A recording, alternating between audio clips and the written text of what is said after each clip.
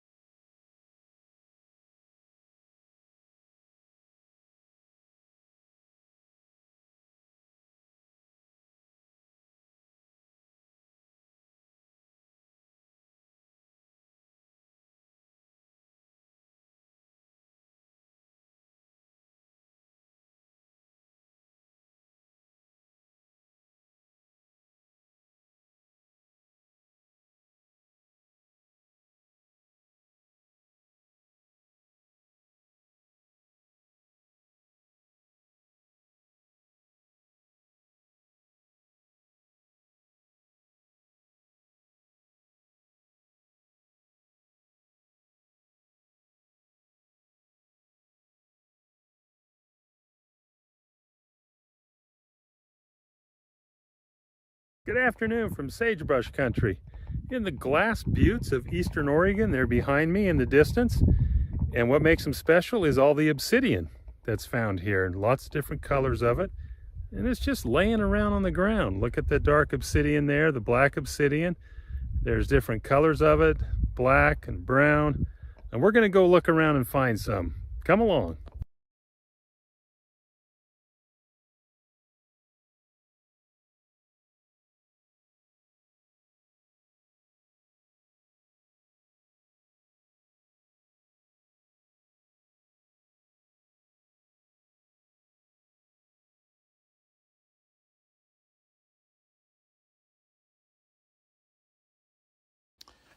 Before we get to the treasure hunt part of this, just a little bit about the kind of sagebrush country this is.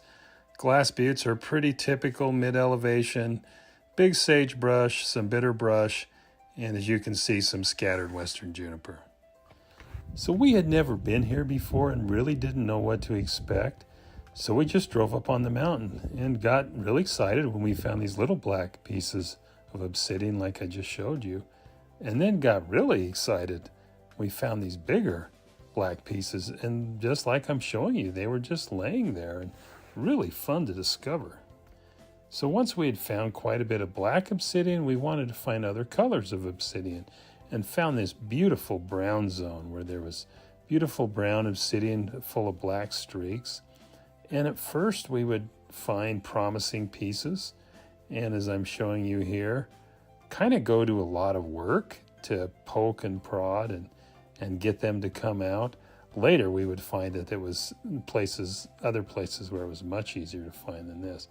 But this gives you an example of how hard we sometimes work to get some of these pieces out of the ground.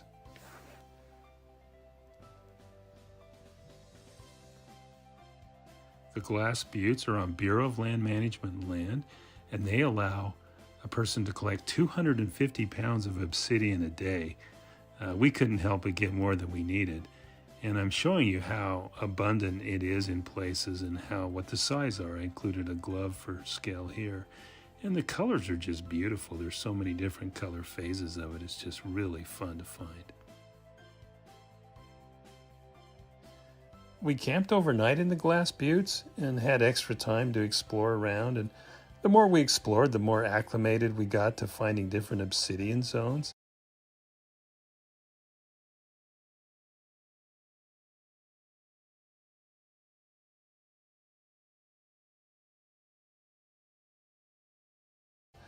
Showing you an example here of one of the brown zones, and you can see how abundant it really got to be in places. We also found digging pits where people have dug for obsidian, and you'll see lots of little pieces of obsidian here, probably just little fractures from hitting bigger pieces with a hammer, because it does fracture really easily. So here's a black obsidian pit. We also found a brown obsidian pit with bigger pieces of obsidian there. I'll later put the coordinates in case you want to drive straight to these.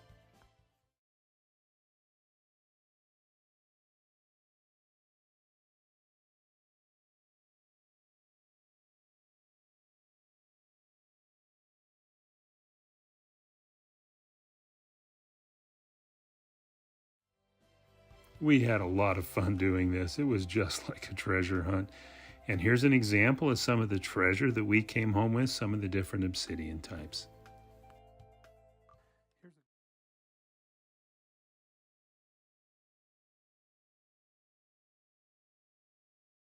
Everything glass, whether natural or synthetic, the primary ingredient in glass is silica.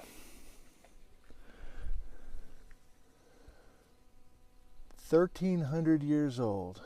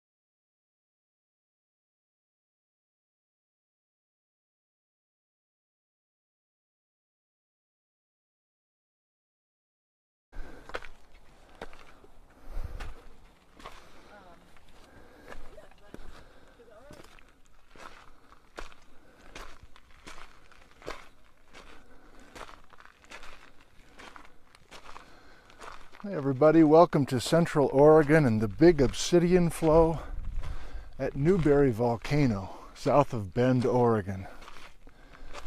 I'm on vacation, and of course I can't stop making these videos. And so today's video is from a novice, me. I don't know hardly anything about the Newberry Volcano or Paulina Lake or explanations for these varied textures within this singular obsidian flow that's 1,300 years old. Oh boy. Oh boy. But it's impressive, I'll give you that. It's impressive.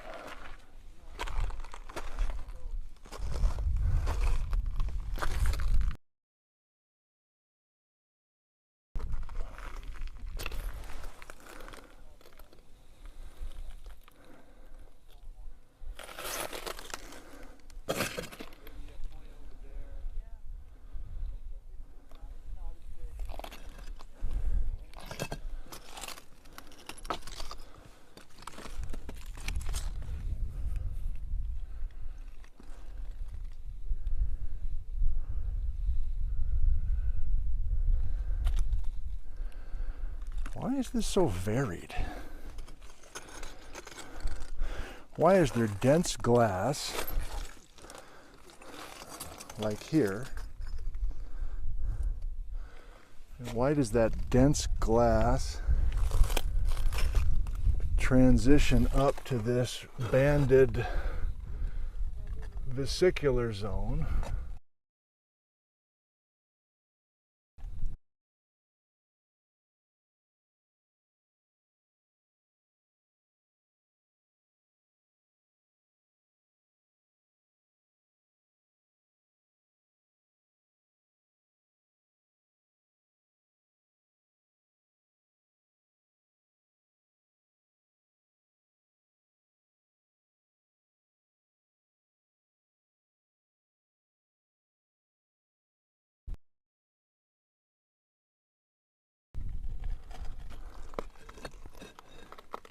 My goodness.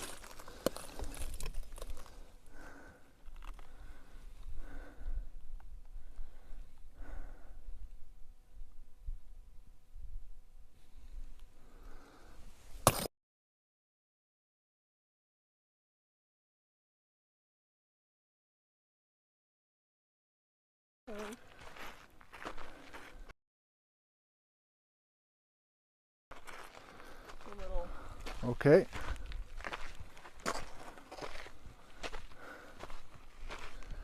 Nice person that I met on the trail.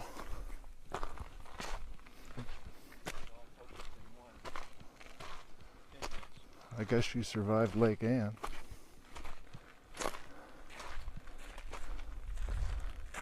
Oh, you're off. You're off. You're totally off. I listened to the request. Scott wants to be on, but Eleanor wants to be off camera. No?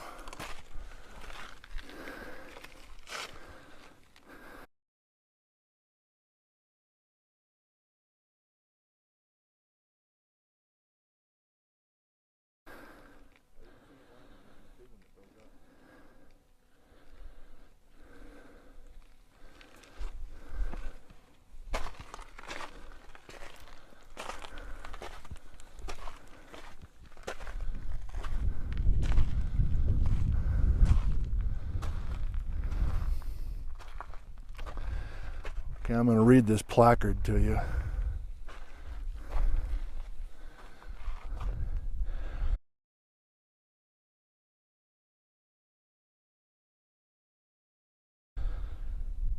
Where people lived near Obsidian, their lives and cultures were transformed. They used and celebrated the glassy gift of volcanoes to manufacture tools, weapons, jewelry, sculptures, and ceremonial objects.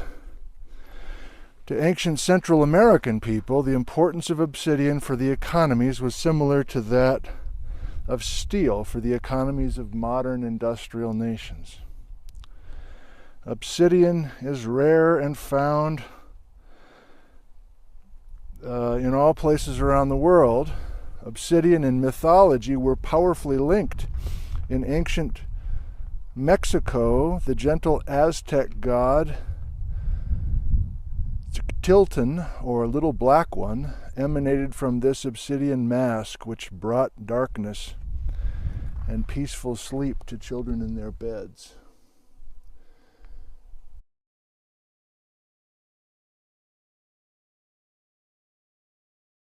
As you come to know a little piece of the planet, even the tiniest rock can become very special to you. Oh, okay. But this Newberry volcano, I guess technically is in the Cascades, but it's a little bit off trend. It's a little bit further to the east. And obviously there's a different story here.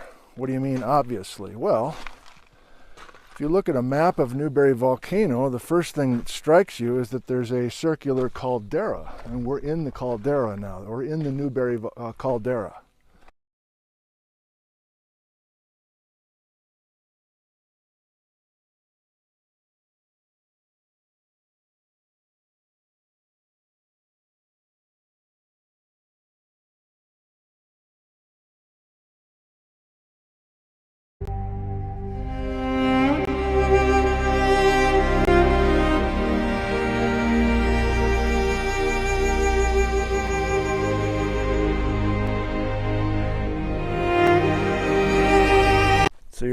caldera. You mean like super volcano? Well, kind of.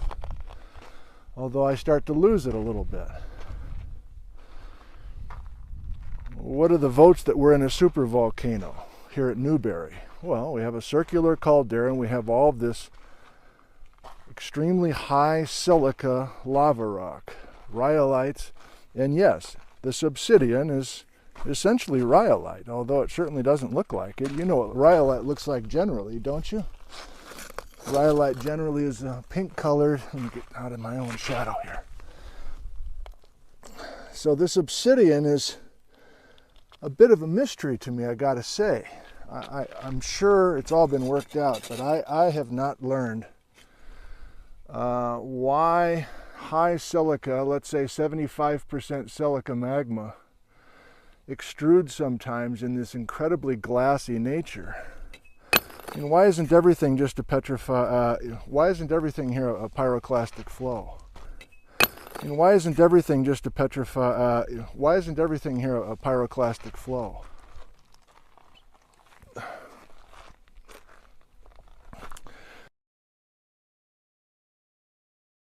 So there are hints of, more than hints, of supervolcano eruption.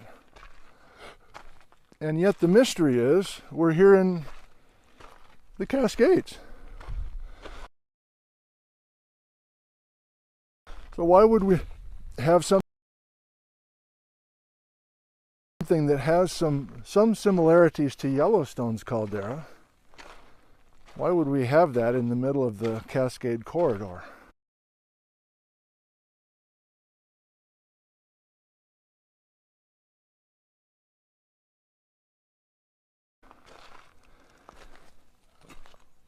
I don't know.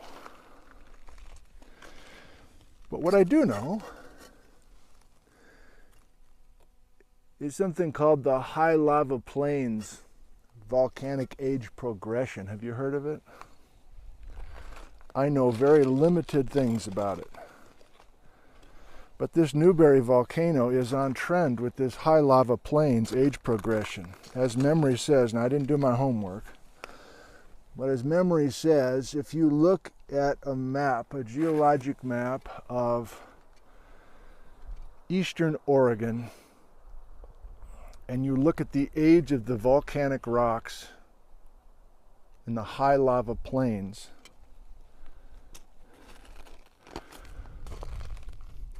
the rocks in extreme southeastern Oregon are generally about 10 million years old. And then as you start driving from extreme southeastern corner of Oregon across the high lava plains, you're driving northwest now. You're driving to Bend. Just imagine a road coming right down the guts, right up the guts of the high lava plains. And you're looking at the age of the volcanic rocks, the high lava plains, 10, and then it's 9 million years old. Then it's 8 million years old. 7, 6, 5, 4, 3, 2, 1. And by the time you get here to Newberry, you get this stuff that's younger than 1 million years old. You can Google it to double check me.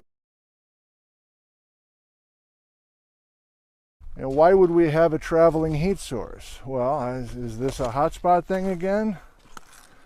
I need to learn, but stuff that I've read and seen, I'm not totally sure how to explain this age progression of the high lava plains, terminating with the youngest stuff here at Newberry. Oh my goodness, look at this stuff.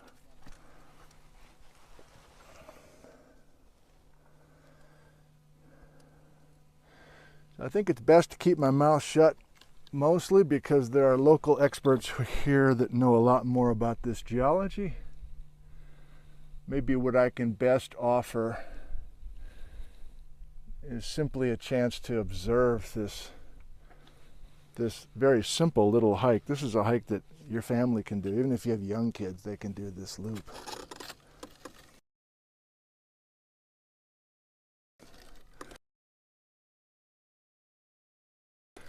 I think people have been working hard to develop a chemical fingerprint for Native American tools especially those made of this black obsidian, and been able to pinpoint how far traveled some of those arrowheads were.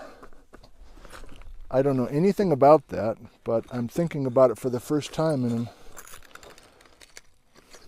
as many of us do, trying to take new information and fold it in with things that we already are familiar with.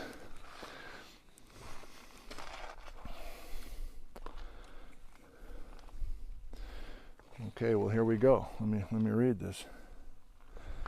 Obsidian was money.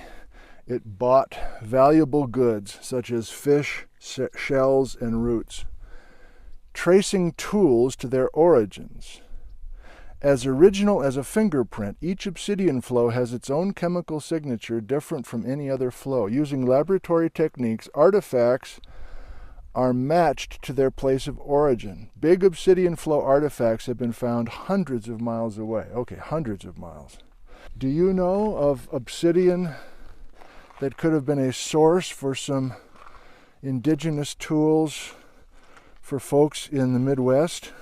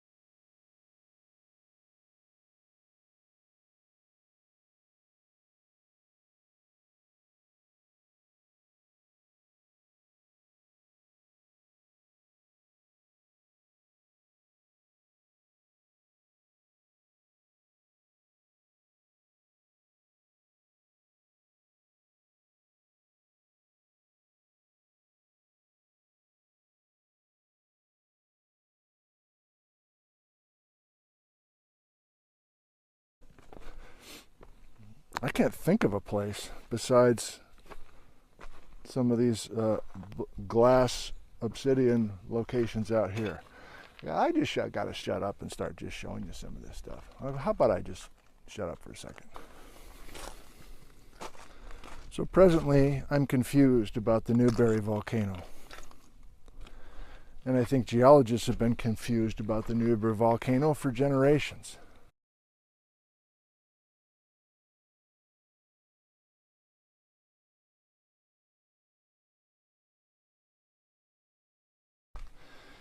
I'm sure this has been studied very carefully. I'm sure there's wonderful scientific papers to share.